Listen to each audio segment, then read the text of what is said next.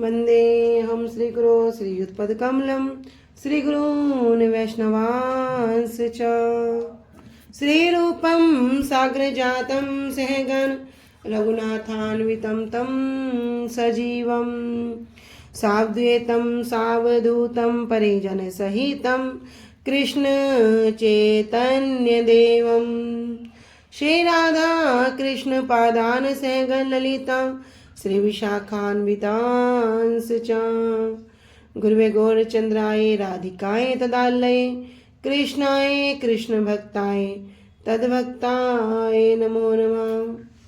नमो विष्णुपादाय कृष्ण प्रेष्ठाय भूतले श्री श्रीमद्भक्ति वेदांत श्री श्रीधर गोस्वामीति नामिने। नमो ओम गुरुदेवाय धीमते सौम्य मूर्तये श्री श्रीमद्भक्ति स्वरूप सिद्धांति प्रभवे श्री महात्मने। नमो विष्णुपादाय श्री राधिकाय प्रियात्मने श्री श्रीमद्भक्ति वेदांत श्री नारायण गोस्वामीति नामिने।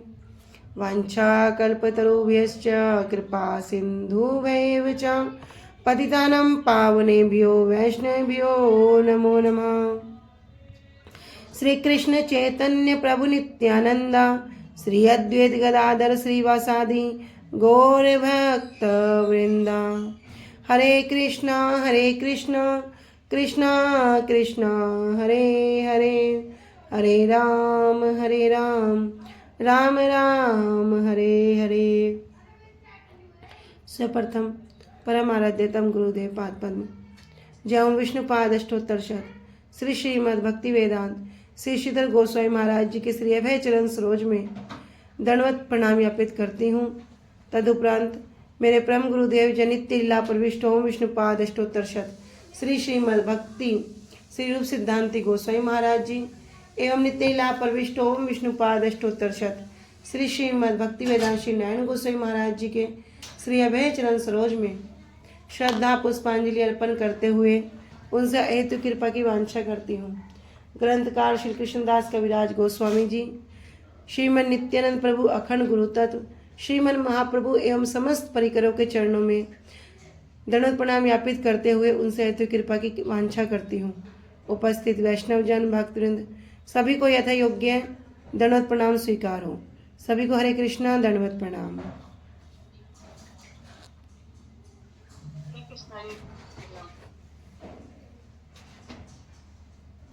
श्री गुरुदेव की अहेतु कृपा से हम जो ग्रंथ कर रहे हैं उसका नाम है श्री श्री चैतन्य चरितामृत। श्री श्री चैतन्य चरितामृत ग्रंथ के अंतर्गत हम आ चुके हैं मध्य लीला पंचदश परिच्छेद और प्यार संख्या है हमारा 262। प्यार संख्या है 262 पे।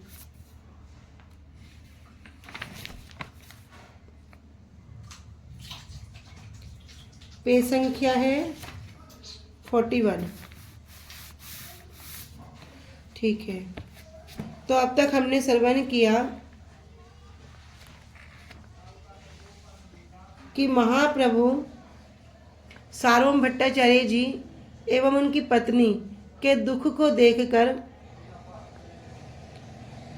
बड़े व्याकुल हो रहे हैं। बोल रहे हैं कि इसमें तुम दोनों का क्या अपराध, और जो भी अमोघ ने कहा है वो तो सही ही कहा है, लेकिन जो सार्वभौम भट्टाचार्य जी की पत्नी है वो कह रही है कि इससे तो अच्छा जो मेरी पुत्री है वो क्या हो, वो विधवा हो जाए।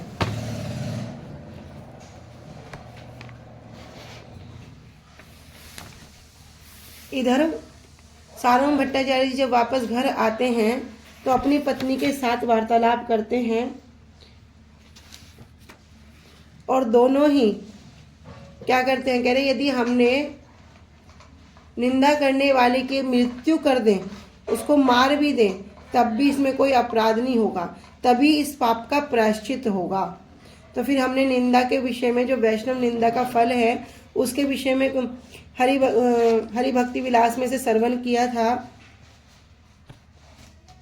प्रहलाद बलि महाराज जी का संवाद है उसको भी श्रवण किया था, और जीव गोस्वामी जी के भक्ति संदर्भ में भी जो नाम अपराध के अंतर्गत साधु निंदा का जो फल है उसको भी श्रवण किया था। कि किस प्रकार किसमें बता रहे हैं कि यदि कोई वैष्णव निंदा करता है, किया था कि यदि कोई वैष्णव निंदा सुनता है तब क्या करो, वैष्णव निंदा को कभी भी सुनना नहीं चाहिए, या तो अपने कानों में उंगली देकर वहां से निकल जाओ। यदि सामर्थ्य हो तो गुरुजी बताते हैं कि शास्त्र रूपी वाक्य के द्वारा, शास्त्र रूपी खड़क के द्वारा उसकी जीवा को छेदन कर दो। तो ये हमने कल श्रवण किया था। अब है प्यार संख्या 262। कि निज प्राण यदि करी विमोचन, दुही योग्य नहे दुही शरीर ब्रह्मण। तब सालों भट्टाचार्य जी आगे कह रहे हैं कि वह निज प्राण यदि करी विमोचन, कि यदि मैं अपने प्राणों को त्याग दूं, अपने प्राणों को विमोचन कर दूं, मतलब त्याग दूं, कह रहे दुई योग्य नहे दुई शरीर ब्राह्मण। तो भी ये जो पाप हुआ है, क्या पाप, कि अमोघ ने आकर महाप्रभु जब प्रसाद ग्रहण कर रहे हैं तो बोल रहे हैं कि सन्यासी अकेला सन्यासी इतना भोजन खाएगा, अरे ये तो 10-12 सन्यासी खा सकते हैं। तो सारों भट्टाचार्य जी कह रहे हैं कि यदि मैं अपने प्राणों को त्याग भी दूं तब भी इस पाप क्रम का क्या होगा, प्रायश्चित हो सकेगा। किंतु दुई योग्य नाये दुई शरीर ब्राह्मण, किंतु इनमें से जो दोनों ही विचार हैं वो योग्य नहीं है, उपयुक्त नहीं है। क्यों? दुई शरीर ब्राह्मण, क्योंकि शरीर कैसे हैं दोनों के, ब्राह्मणों के शरीर हैं। पुण्य से ही निंदकेर मुख न देखीबा, परित्याग केलु तारे नाम न लईबा। कह रहे पुण्य से ही, पुनः दोबारा उस निंदकेर जिसने क्या किया, महाप्रभु की निंदा की है, उस निंदक का मुख ना देखीबा, उसका मुख भी नहीं देखूंगा। क्या है, साक्षात घर में क्या दिख रहा है, भैया ये तो जमाई है, जमाई की तो सब सुननी पड़ेगी। किंतु सारों भट्टाचार्य जी कैसा भगवान के प्रति निष्ठा है, भगवान के प्रति श्रद्धा है, कह रहे कि मैं क्या करूंगा, उस निंदक का मुख भी नहीं देखूंगा, और परित्याग करूँ तार नाम ना लईबा, और मैं क्या करता हूं, मैं तो उसका परित्याग करता हूं, सिर्फ त्याग नहीं कह रहे परित्याग करता हूं, प्रकुष्ठ रूपेण त्याग, प्रकुष्ठ रूप से उसका त्याग करता हूं। नाम न लईबा, उसका कभी भी नाम तक भी नहीं लूंगा।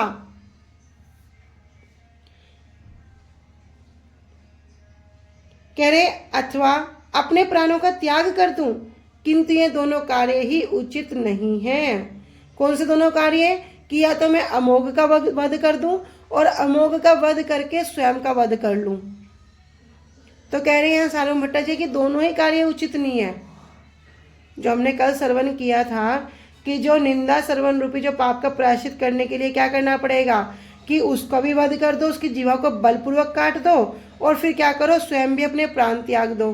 तो फिर सारों भट्टाचार्य जी कह रहे शास्त्र विधि से, कह रहे क्योंकि ब्राह्मण का शरीर है, अमोघ भी ब्राह्मण है और इधर ये भी ब्राह्मण है, कह रहे ये भी उचित नहीं है, योग्य नहीं है, क्योंकि दोनों ही शरीर से ब्राह्मण है। कह रहे क्या करूंगा, मैं उसका परित्याग कर देता हूं और आज के बाद उसका नाम भी नहीं लूंगा। अमृतोरा भाष्य में श्री भक्ति विनोद ठाकुर जी कह रहे हैं, अमोघ ब्राह्मण है, उसका वध नहीं किया जा सकता। श्री भट्टाचार्य जी स्वयं भी ब्राह्मण है, इसलिए आत्महत्या भी उचित नहीं है।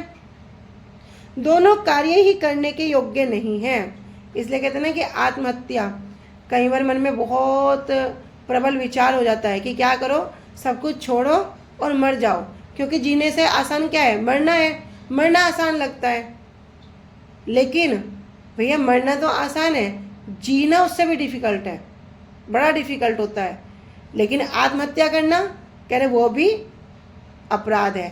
कोई आत्महत्या कर लेगा, क्या करेगा उसके बाद, फिर वो अपनी अलग अलग योनियों में भ्रमण करता रहेगा, उसका उद्धार भी नहीं हो सकता, क्योंकि एक मनुष्य शरीर ही ऐसा है जिसमें हम अपना कल्याण कर सकते हैं। तो सारों भट्टाचार्य जी स्वयं भी ब्राह्मण है, इसलिए आत्महत्या करना भी क्या हो गया, उचित नहीं है। दोनों कार्य ही करने के योग्य नहीं है, इसलिए सारों भट्टाचार्य जी क्या कह रहे हैं, उस निंदक का मुख भी नहीं देखूंगा, उससे क्या करूंगा, सब संबंध तोड़ दूंगा।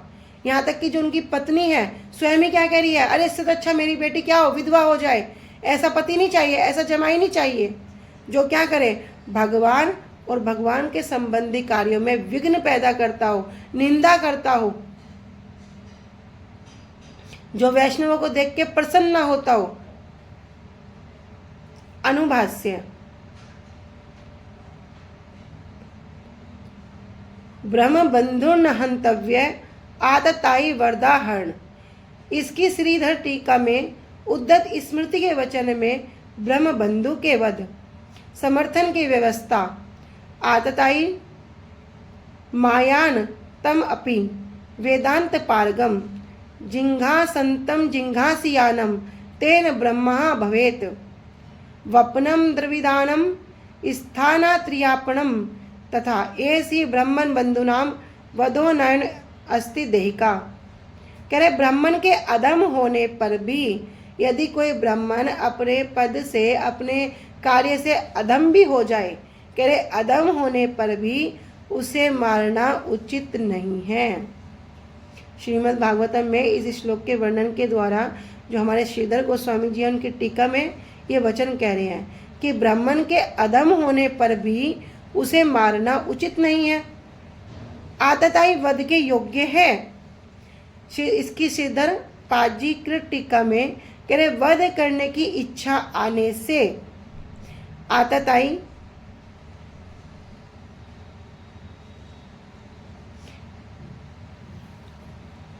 वध करने की इच्छा आने वाले वेदांत में निपुण आतताई को मारने से उसके द्वारा ब्रह्म हत्या नहीं होती। अब क्या होगी, इच्छा आ गई, इच्छा आने से क्या हो गया, कह रहे ना मन से सोचा तो हो गया, कह रहे नहीं, इच्छा आने वाले वेदांत में जो निपुण है, जो वेदों में पारंगत हैं, सार्वभौम भट्टाचार्य जी क्या है, सभी वेदों में पारंगत हैं, कह रहे ऐसे आतताई को मारने से उसके द्वारा ब्रह्म हत्या नहीं होती। तब क्या करते हैं, श्रीमद् भागवतम में कह रहे ना कि सिर का मुंडन, धन छीन लेना और उसे उसके स्थान से निकाल देना, इस प्रकार ही अधम ब्राह्मणों का वध हुआ करता है। उसके लिए सिर काटना आदि अन्य दैहिक का विधान है, किसी रूप से नहीं है। क्या करो, उनका मुंडन कर दो, उनका धन छीन लो, उन्हें उनके स्थान से ही निष्कासित कर, ये क्या हो गया, उनके लिए वध करने के समान हो गया। तो जिस प्रकार हम दिखा रहे हैं कि जगत का क्या किया, उनका वध नहीं किया तो क्या किया, उनकी शिखा काट दी, उनकी 5 शिखा बना के छोड़ दी, उन्हें बेरूप कर दिया। इस प्रकार से भगवान ने क्या किया, उसको जाने दिया, लेकिन वो भी वध करने से कम नहीं है, अगर देखा जाए तो वध करने से ज्यादा ही है। तो इसी पर यहाँ क्या कहते हैं कि उसकी जिह्वा को काट दो, तो शास्त्र रूपी वाक्यों के द्वारा क्या करेगा, उसकी जिह्वा छेदन कर देगा, तो भैया वो तो उसकी साक्षात रूप में जिह्वा काटने से अधिक हुआ। कह रहे सिर का मुंडन करना, धन छीनना और उसे उसके स्थान से ही निकाल देना, इस पर कई अधम ब्राह्मणों का वध हुआ करता है। तो ये क्या है, उनका वध है, उसके लिए सिर काटना आदि अन्य दैहिक वध का विधान नहीं है। साठीर कहे तारे छाड़ुक से हैल पतित, पतित हैले भत्ता त्यजते उचित। तब साठीर कहे, तब भट्टाचार्य जी अपनी पत्नी कह रहे हैं, तारे छाड़ुक से हैल पतित, उसे कहो, अरे उसे तो छोड़ दो, क्यों, से हैल पतित, वो तो पतित हो गया, क्योंकि जिसने अपने मुख से वैष्णवों की, महाप्रभु की निंदा कर दी, उससे ऊपर कौन होगा। कह रहे भैया वो तो वैसे ही तो गया, अब उसे भगवान ही छोड़ देंगे, तो हम जिससे क्या करें, छोड़ दो। पति हैल भरता त्यजते उचित, और जो कोई पतित हो जाता है तो ऐसे भरता, ऐसे पति को त्यजते उचित, त्याग देना ही उचित होता है, त्याग देना ही कर्तव्य होता है। तब भट्टाचार्य अपनी पत्नी से कहे कि क्या करो, तुम जाके साठी से कहो, मेरी पुत्री से कहो कि क्या करे, पति से संबंध तोड़े। क्यों तोड़ ले, क्योंकि वो पतित हो गया, और जब पति पतित हो जाए तो पत्नी का क्या कर्तव्य है, उससे अपना संबंध विच्छेद कर ले। तब श्री सामने विचार कर रहे हैं कि यदि हम को मार दिया जाए तो क्या होगा, ब्रह्मा ने वध करने का जो पाप फल उसको भोगना पड़ेगा। उसी कारण से क्या हो गया, भट्टाचार्य जी को क्या करना पड़ेगा, आत्महत्या करना पड़ेगा। लेकिन आत्महत्या भी करना उचित नहीं होगा, क्योंकि दोनों ही ब्राह्मण है। तो इस दोनों में भट्टाचार्य जी कुछ भी स्वीकार नहीं कर पा रहे हैं और कर भी नहीं सकते, क्योंकि शास्त्र विधि नहीं है। इसलिए उन्होंने अमोघ संबंध दिया और क्या कह रहे कि कभी भी उसका मुख देखूंगा, ऐसा निश्चय कर लिया। तो आगे क्या सुना हमने कि भैया शरीर के वध करने की बात क्या है, जो कौन है, जो ब्रह्म बंधु है, जो ब्रह्म पिता से जन्मा है, किंतु ब्राह्मण गुणों से विहीन है। ब्राह्मण गुण कितने सुनते हैं, विप्राधीश्वर सतगान अरविंद नाम कि ब्राह्मण में जो ब्राह्मण होते हैं वे 12 गुण से संपन्न होते हैं। कह रहे उसके बारे में श्रीमद् भागवतम में वर्णन कह रहे हैं कि भाई जो ब्राह्मण है उनका वध करना चाहिए, किंतु यदि ब्राह्मण क्या है आतताई है तो उसका वध कर देना चाहिए। स्वयं भगवान कृष्ण कह रहे हैं, तो इसमें समझ आ रहा है कि वध करना चाहिए और वध करना भी नहीं चाहिए। तो इसका उपाय क्या, तो उपाय बताया कि शारीरिक रूप से वध करने की आवश्यकता नहीं है, इसी प्रकार से क्या करो, उनको मुंडन कर दो, इस प्रकार से उन्हें अपने स्थान से निष्कासित कर दो, तो क्या यही उनका वध हो जाएगा। तो साटिर कहे तारे छड़क से पतित पति ले बताती जीते तो सालों भट्टाचार्य जी पत्नी कह रहे हैं कि क्या करो तुम साटिया दो कि अपने पति को दे, क्यों छोड़ दे, क्योंकि पति हो चुका है और पति दे हईले भरता, ये जब पति हुए तो किसे उचित, उसको त्याग करना ही उचित है।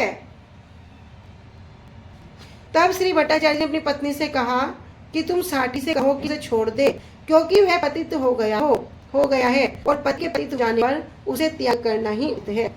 अनुभाष्य न पतिश्च स्यात् न मोचेत् मृत्युम्।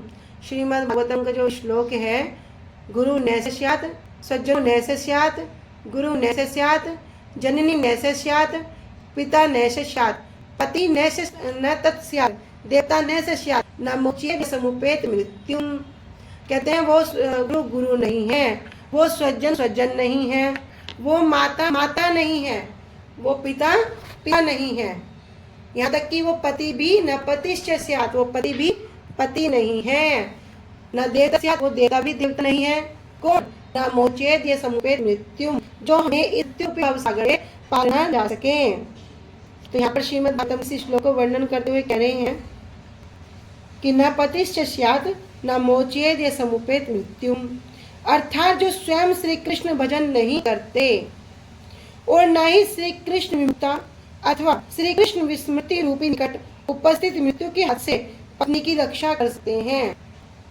जो भजन नहीं करता, पहले कह रहे जो कह रहे कि इस मृत्यु रूप संसार से अपनी पत्नी की रक्षा न कर सकता, कौन करे भैया, जो स्वयं भजन कर रहा होगा वो तो करेगा, जो स्वयं भजन नहीं कर रहा और देखने क्या मिलता है, उल्टा क्या करते हैं, हरि गुरु वैष्णवों की निंदा करते हैं, आक्षेप करते हैं अलग अलग तरह के, और जब कोई भी उपाय उनके वश में ना हो तो अनेक प्रकार के क्या करेंगे, उनको आरोपित भी कर देंगे। क्या करेंगे, वो पति की रक्षा ही नहीं कर सकते, वे क्या है, पतित हैं, इसलिए वे पति नहीं हैं।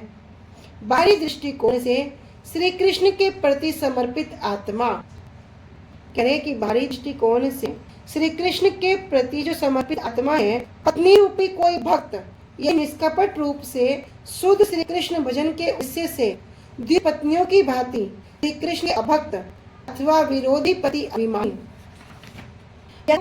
संग को त्याग करके घर में ही रहे तो भी उस द्वारा की विधि का उल्लंघन नहीं होता। श्री कृष्ण के प्रति समर्पित आत्मा है, कोई भक्त ये निष्कपट रूप से भगवान का भजन कर रही है और भगवान का भजन करने के उद्देश्य से ही जिस प्रकार द्विपत्नियों की भांति श्री कृष्ण के जो अभक्त हैं, उनके विरोधी हैं, और अभिमान क्या है, पति अभिमानी, ये अभिमान है ना, मैं पति हूँ, पति अभिमानी व्यक्ति के संग को त्याग करके यदि वो घर में भी रहे तो उसके द्वारा किसी विधि का उल्लंघन नहीं होता। स्वयं भगवान ने इस विषय में द्विज पद में कहा है, क्या कहा है, श्री भागवतम कह रहे हैं कि मेरे से तुम्हारे पति, तुम्हारे पिता, तुम्हारे भाई, पुत्र, कोई बंधु बांधव तुमसे असूया, जो क्या करेंगे, गुण में भी दो दर्शन करेंगे, कह रहे असूया जो गुण में भी दो दर्शन है नहीं कर पाएंगे। मेरी आज्ञा से देवता भी तुम्हारे आचरण सैव अनुमोदन करेंगे। वास्तव में इस जगत में केवल अंग संग ही मेरी अनुराग उत्पत्ति का कारण नहीं होता। इस जगत में क्या कहते हैं कि मेरा अंग संग, कि जिसके साथ में शरीर के साथ क्या कर रहा हूँ, संग कर रहा हूँ, कह रहे वो अनुराग की उत्पत्ति का नहीं है। मुझ में शुद्ध भाव से निरंतर मन को सहयोग करने से श्री घी मेरी प्राप्त होती है। तो भगवान ये स्वयं कह रहे हैं कि कोई तुम्हें कितना भी कुछ कह दे, तब भी भगवान क्या कह रहे हैं, तुम्हारे गुण में तुम्हारे दोषों को ढूंढ नहीं पाएंगे, दर्शन कर पाएंगे। और मैं आज्ञा है देवता को भी कि वे तुम्हारे आचरण को सदैव अनुमोदन करें। वास्तव में जगत में जो कोई क्या केवल मेरा अंग संग हो, कह रहे वो मेरे प्रति उसके अनुराग की पत्ति का कारण नहीं है। लेकिन अगर कोई अपने मन को क्या करे, मुझे दे दे, अपने मन को मेरे साथ संयोग कर दे, अपने मन को मेरे साथ जोड़ दे, तब क्या होगा, उस श्री घी प्राप्ति हो जाएगी। स्मृति वचन कह रहे हैं पतितश्चितम त्यज्येत, कि पति का परित्याग करना चाहिए। पतितश्च पतितम त्यज्येत, जो पति पतित हो चुका है उसका क्या करो, परित्याग दो। सिर्फ त्याग नहीं कह रहे कि त्याग कर दो, कह रहे परित्याग कर दो, पर कुछ रूपेण त्याग कर दो भैया, पूरा उसको छोड़ दो। संतुष्टा लोलुपा दक्षा धर्म आज्ञा प्रिय सत्यवाक अप्रमत्ता शुचि ही स्निग्धा पतितम भजेत। करे संतुष्ट लोलुपा दक्षा, करे जो कुछ भी मिल जाए, पत्नी का है तुम्हें संतुष्ट है। लोलुपा क्या, किसी वस्तु के लिए ललचाए नहीं। और क्या करे, धर्मज्ञा प्रिय सत्यवाक, सभी कार्य दूरो और धर्म हो। क्या करे, सत्यवाक, सत्य और प्रिय बोले, अपने करते हैं मैं सब रहे। पवित्रता और स्नेह युक्त हो, यदि पति ना हो तो उसका सहवास करे। यदि पति पतित ना हो तो आगे कह रहे हैं श्रीमद् भागवतम में, आसुदेह संप्रत्यक्षो ही महापादूषितः, अर्थात महापातक, तो महापातक से दूषित पति की अन्य सेवाएं करते हुए भी जब तक उसकी शुद्धि ना हो जाए, महापातक से दूषित पति की अन्य सेवाएं करते हुए भी जब तक उसकी शुद्धि ना हो जाए, तब तक उसके साथ सहवास करने की प्रतीक्षा करनी चाहिए। रात्रि अमोघ कहाँ पालैया रहिल, प्रातः काले तार विश्वी सूचि व्याधिहैल।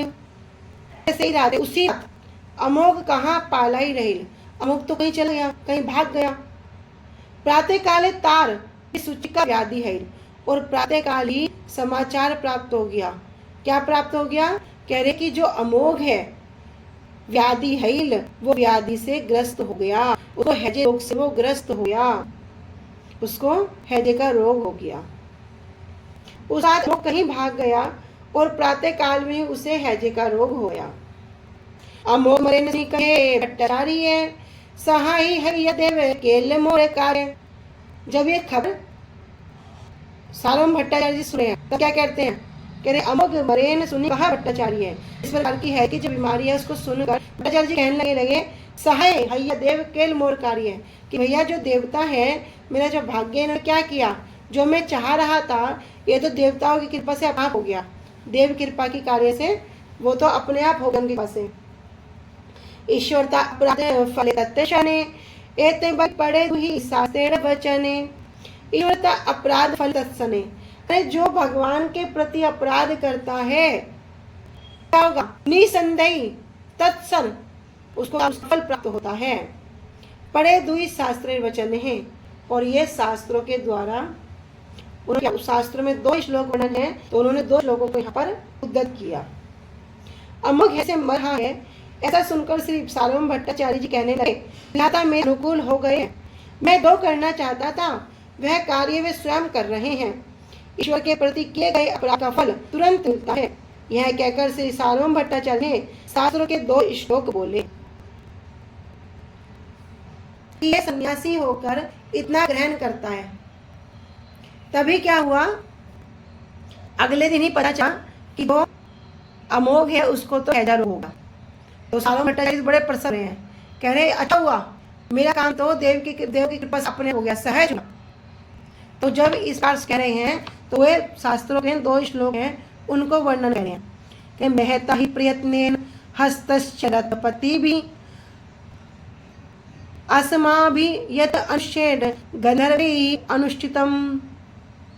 करे महता ही अर्थात निश्चित रूप से ही, मता बहुत प्रयत्नेन प्रयत्न कहते हैं प्रयास, प्रयत्न करना।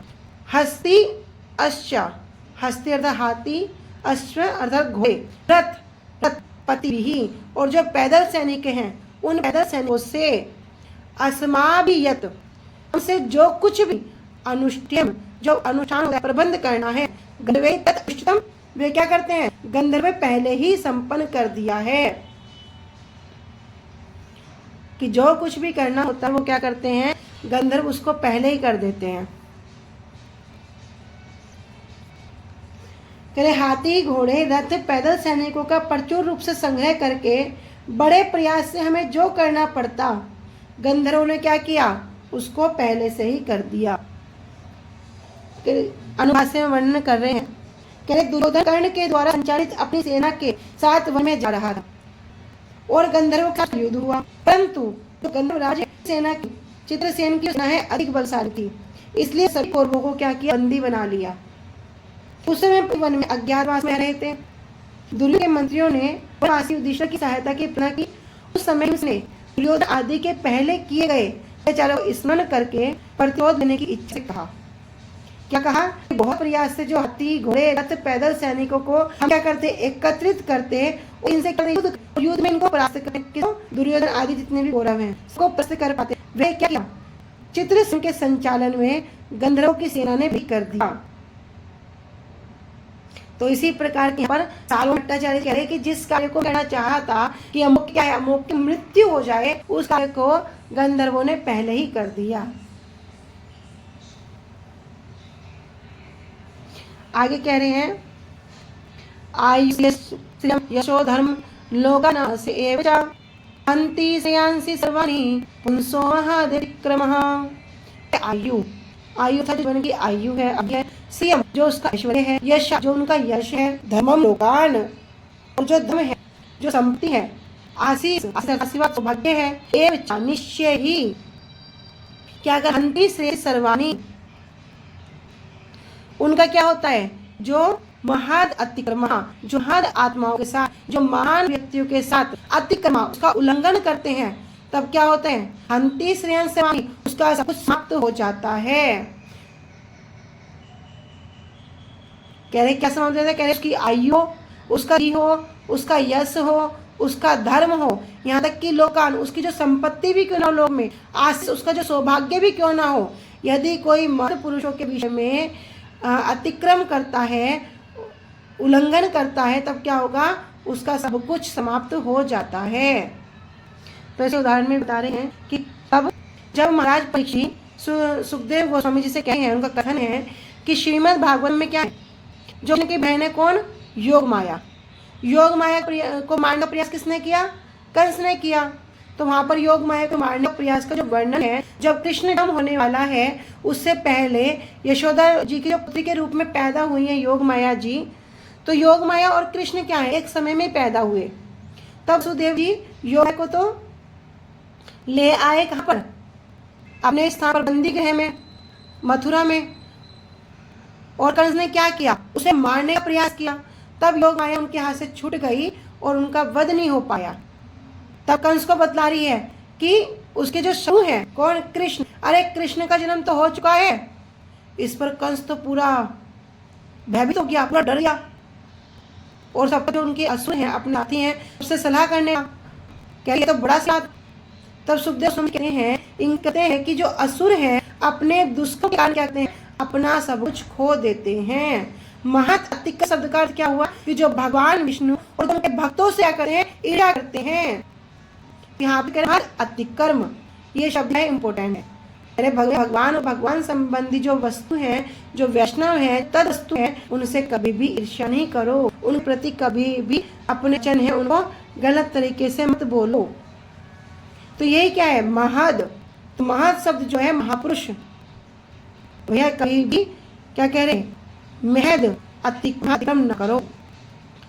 तो भक्त हो सकता है क्या कर रहे हैं, भगवान की सेवा में लगे हुए हैं, और भगवान की सेवा में निरंतर लगे रहने के कारण क्या होता है, वे भक्तगण भी क्या होते हैं, भगवान के तुल्य बन जाते हैं। साक्षात हरित्वेन समस्त शास्त्रे रुक्तस्तथा भागवत एव सद्भि किंतु प्रभोर्य प्रिया एव तस्य वंदे गुरु श्री चरणारविंदम। कह रहे साक्षात हरित्वेन, जो गुरुदेव में कैसे हैं, साक्षात हरित, साक्षात हरि के समान हैं। तो यहाँ पर वर्णन कर रहे हैं, कह रहे भोजराज कंस देवकी की कन्या रूपी योग माया को नहीं मार पाया और उसके मुख से अपने पूर्व शत्रु विष्णु के आविर्भाव की बात को सुना।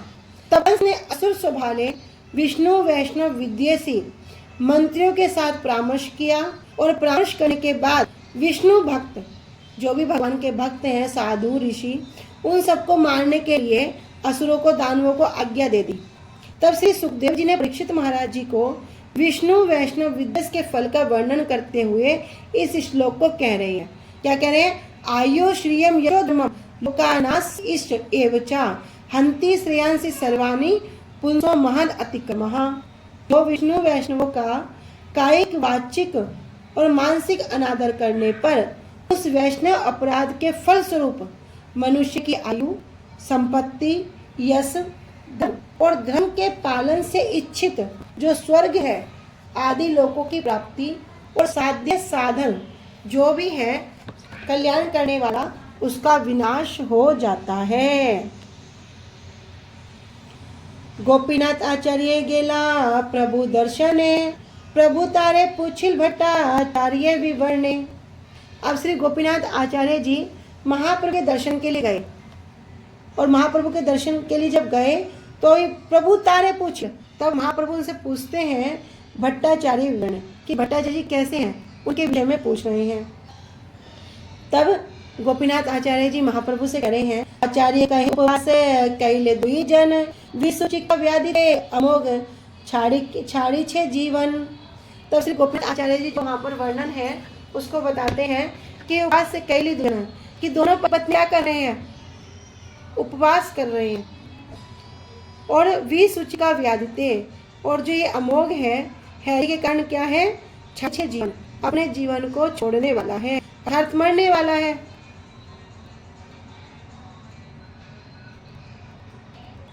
सुनी कृपा मय प्रभु लधैया, अमोघे रे कहे तरे बुके हस्त दिया।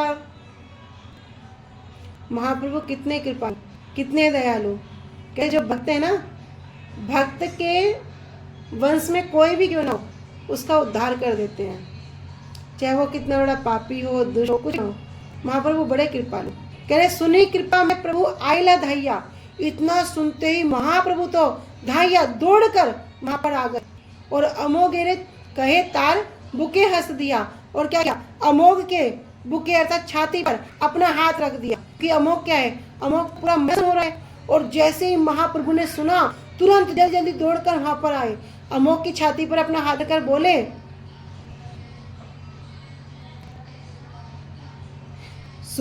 सुनी कृपा में प्रभु आइला धाइया, अमोघे रे कहे तारे बुके हंसे दिया। सहज निर्मल एई ब्राह्मण हृदय, कृष्ण रे बसिते एई योग्य तार है। तब अमोघ की छाती पर हाथ रख के कह रहे सहज निर्मल ए ब्राह्मण हृदय। ये तो ब्राह्मण है और ब्राह्मण का हृदय कैसा होता है, सहज सहज रूप से, स्वाभाविक रूप से निर्मल होता है। कृष्ण वसी योग्य स्थान है और कृष्ण को वास करने के लिए ब्राह्मण हृदय है, वही योग्य वास स्थान है। मार्त से चंडाल के ने इहा बसाइला, परम पवित्र स्थान अपवित्र कैला। मत्स्य अर्थात द्वेष, चांडाल के लिए यह वसाइता, चांडाल को किसने यहाँ बिठा दिया? अरे परम पवित्र स्थान अपवित्र कैला, ये तो परम पवित्र स्थान है जो ब्राह्मण का है, ये कैसा है, परम पवित्र स्थान है, इसे किस चांडाल को बिठा दिया? इसी कारण से क्या हो गया, इस पवित्र स्थान है क्या हो गया, अपवित्र हो गया। यह सुनते ही कृपा में प्रभु दौड़कर अमोघ के पास पहुंचे, उसके हाथ रखकर उससे कहने लगे, ब्राह्मण विद्या स्वाभाविक रूप से नहीं होता है, इसलिए श्री कृष्ण के वश के लिए योग्य स्थान होता है। तुम्हें इसमें मात्सर्य वितरण को बिठा, तुम्हें परम पवित्र स्थान को अपवित्र कर दिया। सार्वभौम के मारे कलुष हैलिश है, कलमस से गुचले कृष्ण मिलाए। के सार्वभौम संग तुम्हारा कलुष हैलिश है, किंतु सार्वभौम भट्टाचार्य जी है, उनके संग से तुम्हारा जो सारा कलमश है वो क्या हो गया, खत्म हो गया, घुल गया, समाप्त हो चुका है, क्षय हो गए। और कलमश घुले, और जब मनुष्य का हृदय सारा कलमश घुलीचे मतलब धुल जाता है, खत्म हो जाता है, किससे, जीव कृष्ण नाम लए, तब वह करता है, वही जीव हरे कृष्ण महामंत्र को जप कर सकता है, जप सकता है। तो साधारण बात नहीं है जब कोई महामंत्र को जाप करता है। एक बार सब बोलेंगे, हरे कृष्णा कृष्णा कृष्णा हरे हरे, हरे राम राम राम हरे हरे। स्वयं महाप्रभु क्या कह रहे हैं, कह रहे कलमश घुचे जो कृष्ण नाम है, जब उसके समस्त कलमश खत्म हो जाते हैं, उसका हृदय का सारा कलमश धुल जाता है, तभी वह हरे कृष्ण महामंत्र का जाप करता है, कीर्तन करता है। उठा अमोघ तुम्हें कृष्ण नाम, अचिर तुम कृपा करी भगवान। उठो, अमोघ से कहे उठो, तुम्हें लाओ कृष्ण नाम। तुम क्या करो, कृष्ण का पावन नाम है, भगवान का जो पावन नाम है, जो नित्य वस्तु है, जो वास्तव वस्तु है, कहो कृष्ण नाम, कहो कृष्ण नाम, बोलो कृष्ण नाम गान करो। अचिरे तुम्हारे कृपा करीब भगवान, और भगवान क्या है, अचिरे अर्थात तुरंत ही, इसलिए तुम्हारे कृपा, तुम पर कृपा करेंगे, क्योंकि भगवान कैसे हैं, पूर्ण पुरुषोत्तम भगवान है, ईश्वर अपने कृष्ण सच्चिदानंद विग्रह, अनादि राधि गोविंद सर्व कारण कारणम, वे तो सभी कारणों के कारण है, वे क्या करेंगे, उन पर कृपा करेंगे। तो क्या करो, अमोघ उठो, तुम्हें लाओ कृष्ण नाम लो। तो यहाँ अमोघ के लिए नहीं, हम जैसे जीवों के लिए भी शिक्षा है, तो कृष्ण का नाम लो। कृष्ण नित्य वस्तु है, कृष्ण वास्तव वस्तु है, गुरुदेव ने सुलभ वस्तु जो हमें दे दी है, उसका करो, उसे नित्य जप करो, उसका हर समय अपनी जीवा पे, अपनी वाणी पर उसका जाप करो, करते उठते चलते फिरते बैठते सोते, किसी भी अवस्था में होना हो, क्योंकि नाम करने के समय किसी भी प्रकार का विचार नहीं रखा गया है। किसी भी अवस्था में हो, शुद्ध हो अशुद्ध हो, बाहर हो भीतर हो, कहीं हो ना, चलते हो फिरते हो, बैठते हो उठते हो सोते, किसी भी अवस्था में क्या करो, नाम को जप कर सकते हैं। स्थान काल पात्र का कोई भी विचार नहीं रखा, सब कुछ भगवान ने क्या किया, इस कलयुग में अपनी शक्ति को इस हरे कृष्ण महामंत्र में प्रकाशित कर दिया। के संग देख कलमश है अब दूर हो गई है।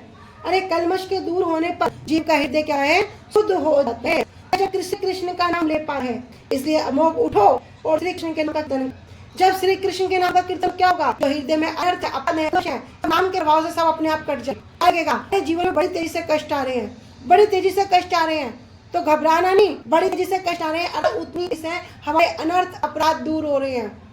यहाँ महाप्रभु क्या कह रहे हैं, महाप्रभु साक्षात भगवान है, स्वयं भगवान है, तो कह सकते ठीक है खड़े हो जाओ, लेकिन क्या कह रहे हैं, शिक्षा दे, क्या करे, कृष्ण नाम जपो भाई, कृष्ण नाम कहो कृष्ण करे, कृष्ण भिक्षा, यही तो करना है, कृष्ण नाम का जाप करो। इससे क्या होगा, भगवान क्या करेंगे, अचिरे तुम्हारी कृपा, अचिरे श्रेय तुम पर कृपा करेंगे, और कृपा होगी तो क्या होगा, सब अनर्थ अपराध बहुत तेजी से कट शुरू हो जाएंगे। अनुभाष्य, इसका अनुभाष्य काफी बड़ा है, इसको हम कल श्रवण करेंगे। वांछा कल्पतरुभ्यश्च कृपा सिन्धुभ्यश्च पतितानां पावनयो वैष्णवेभ्यो नमो नमः। श्री गुरुदेव की जय, अनंत कोटि वैष्णव वृंद की जय। जय गौर प्रेमानंदे, हरि हरि बोल। निताय गौर प्रेमानंदे, हरि हरि बोल।